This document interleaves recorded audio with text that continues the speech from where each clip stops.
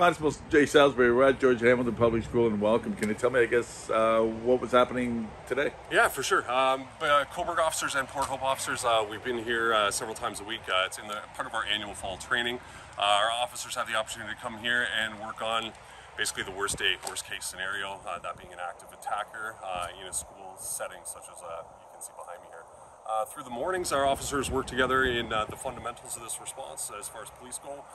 Through the afternoon, we present them with some judgmental training scenarios, so we kind of ramp things up a little bit. And live role players, it's fantastic being here at the school for something like this. It very much mimics worst case scenario, that environment that we might encounter something like this.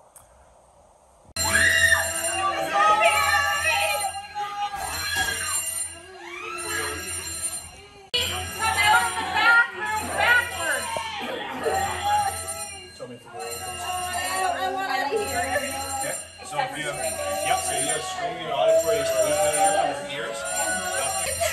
Thank you.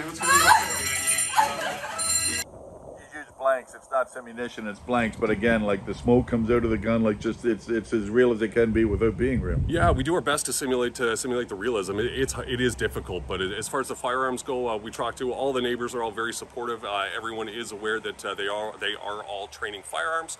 They fire blank ammunition, so it just mimics the sound of a real gun.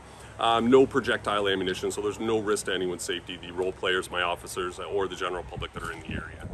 You can tell how much the role players and the officers get out of this just by after the scenario, the debriefing and that. And if you can talk a little bit about, it's not as easy as it looks when you see sweat dripping from the men and women as they're coming out. Yeah, we work them really hard. We do our best to induce that stress and pressure to make sure that they can implement the fundamentals that we taught them in the morning. It's definitely not easy to do under stress and pressure. And as you probably heard, with fire alarms in the building and in darkness and with the live role players, that allows me to really mimic that realism, and they're working really hard. It's not just hard mentally, it's also very, very hard physically with casualty extractions and everything that's going on. We really push our officers, we really train them hard. You have 4 trainers? Yes, right now we have four use of force instructors, 2 with Cobourg and 2 with Port Hope Police. Talk a little bit about how this saves, because it used to be where you used to go to different services, so this is saving both services a good chunk of change. Yeah, it's fantastic, especially given a scenario like this, that on that worst day if it takes place, Port Hope is right next door to Cobourg and vice versa. So all officers are going to go to something like this, right? So we train together, we work together, and it just benefits the officers in all the different ways. And having this venue here at George Hamilton Public School, we couldn't be any more thankful and appreciative to have this venue. It works out for our training absolutely perfectly. And you're using real weapons, it's just not real ammunition, correct?